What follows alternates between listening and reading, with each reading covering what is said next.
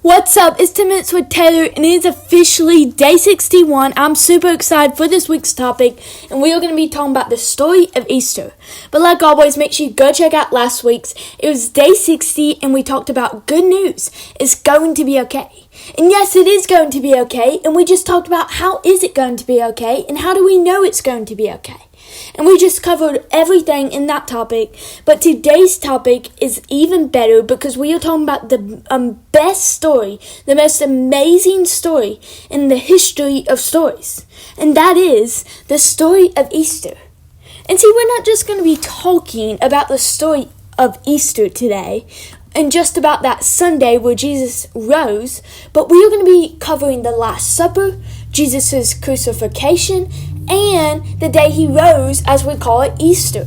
We're covering everything. And see, because we only have 10 minutes, I want to jump right in with the Last Supper. And so you say, why is the Last Supper important? Why do we even need to talk about the Last Supper? And see, what I found so significant, so important about the Last Supper is that because Jesus had one last meal before his crucifixion. And what he chose to do, he could do anything before he was crucified. He could do anything in the world before he was crucified. But he chose to have a Last Supper with his disciples. And see, so he's going to go the next day and he's going to go get crucified for his disciples. And before he even gets crucified for everyone who never deserved it, he's going to have supper with them. And see, that's so amazing to me because that just shows right there how much Jesus loves us. How much Jesus loves us. And see, one thing I want to talk about, one event that took place at the Last Supper was communion. And see, nowadays we call it communion. Modern day we call it communion. And see, I'm sure they didn't call it communion back then. But Jesus basically broke a bread and he gave it to his disciples, stating it symbolizes his body. And then after he broke the bread and they ate it, symbolizing his body, he took a cup of wine, symbolizing his blood, and gave it to his disciples. And see, after Jesus had received the drink, and after they ate this communion, symbolizing Jesus' blood and body, John 19:30 tells us, when he had received the drink, Jesus said, "It is finished." With that, he bowed his head and gave up his spirit. And see, you say, why is this so important? Why is this so important that he even had communion? And see, what I really want to focus about this verse is the 3 words that are in it. The 3 words. And see, those 3 words are what Jesus said after he had received the drink. He said, "It is finished." It is finished. And see, I'm sure when you go back to maybe the King James Version or the non-super translated version, it probably says, Jesus said, "Telelestai." And "Telelestai" means it is finished. And see, that's what Jesus said. Jesus said, "It is finished." It is finished. And see, what I want to focus on today is that when Jesus says it is finished, it is finished. And see, so many of us in today's world, the devil is trying to get to us. The devil is trying to tell us, oh, it is not finished. Oh, you should be worrying about your past. Or you should be worrying about what you did tomorrow. You should not forgive yourself because Jesus hasn't even forgave you. But see, that is false. That is wrong. That is a lie from the devil, because when Jesus says it is finished, it is finished. And you say, how do you know this? How do you know all this? How do you know? Well, John 8:36 tells us, so if the Son sets you free, you will be free indeed.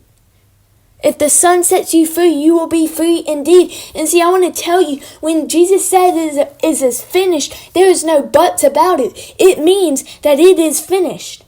And when Jesus sets you free, you are free. And no devil, no enemy can take that away from you. And see, don't believe the lie today. Don't believe the lie today that Jesus can't forgive you what you've done in your past. 1 John 1:9 tells us, if we confess our sins, he is faithful and just and will forgive us our sins and purify us from all unrighteousness. And see, today, it doesn't matter what we've done. If we confess our sins, Jesus will forgive us. And that is why he died on the cross, so he could forgive us. So he could set us free. And today we are free indeed, and hallelujah we are. Thank goodness we are. And see, one thing I want to take away, one thing that I want y'all to take away this week and focus on this week, is that throughout this amazing story, that Jesus died on the cross, and I can't even imagine being one of the people watching Jesus get crucified, watching Jesus get beat and whipped and bled for me who will never deserve it, for you who are watching, who are listening, who will never deserve it. You will never ever be able to deserve Jesus' love. You'll never deserve it. But that's why it's so amazing, because Jesus still does it, knowing that we'll still sin. We'll still sin. We'll still do wrong. We'll still fall short. Romans 8:23 says, "For all have sinned and fall short of the glory of God." We will all sin. We will all fall short of the glory of God. But one of the takeaways I want to tell y'all, that in this seemable hopeless story of Jesus dying on the cross, he rose 3 days later. He rose 3 days later. And see, what I want y'all to get, what I want y'all to understand is that, but why we call it Good Friday is because Jesus took this seemable hopeless story and turned it to be an amazing, a good story. And see, I don't know what you're going through today. I don't know what your circumstances is. I don't know what storm you might be in right now. But whatever it is, I want to tell you that no matter how hopeless it seems, God can turn it for good. God can turn it for good. And the last thing I want to talk about is the resurrection. The tomb. Everyone thought that they got rid of the King of Kings and the Lord of Lords. But then, the first day of the week, on Sunday, on Easter, Mary Magdalene came to the tomb. And she saw the stone had been taken away from the tomb. And after she proclaimed that, hey, the tomb has been rolled away. Jesus has escaped. She started weeping outside the tomb. And as she wept, an angel appeared to her, and it was Jesus. And Jesus spoke and said, "Woman, why are you weeping? Why are you weeping? Whom are you seeking?" Then he said, "Do not cling to me, for I have not yet ascended to the Father, but go to my brothers and say to them, I'm ascending to my Father and your Father, to my God and your God." Jesus rose from the dead 3 days later. And this is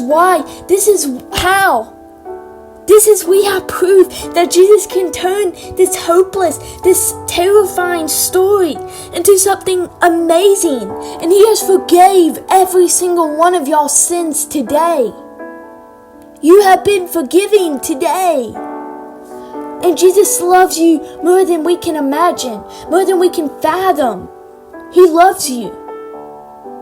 And today is the day to give him thanks. Today is the day to give wholly to the God. Just praise him today. Just praise him today. I hope y'all all have an amazing day. And I hope y'all all have an amazing week. I hope y'all all have an amazing weekend. And I pray that y'all take this story.